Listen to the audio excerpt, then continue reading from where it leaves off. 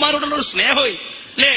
എന്താ ഒരു ഭാഗത്ത് മദ്രസ സംവിധാനത്തിനെ തകർത്തിട്ട് മുസ്ലിയാക്കന്മാരെ ഇല്ലാണ്ടാക്കാൻ വേണ്ടി ഇവിടെ മദ്രസനെ ഇല്ലാണ്ടാക്കാൻ നോക്കുകയാണ്. ഇപ്പുറത്തോ മൊയ്ലാക്കന്മാർക്ക് ക്ഷേമനിധി, മദ്രസ ഇല്ല പിന്നെ എന്ത് മൊയ്ലാരടോ? മദ്രസ അല്ലേ പിന്നെന്ത് മൊയ്ലാര്? മദ്രസ പഠിച്ചതാണ് എനിക്ക് പറ്റിയ അബദ്ധം എന്ന് പ്രസംഗിക്കുന്ന MLA-യുടെ നാടാത്. മദ്രസയിൽ പഠിച്ചവരെക്കാൾ ക്രൂരന്മാരാണ്.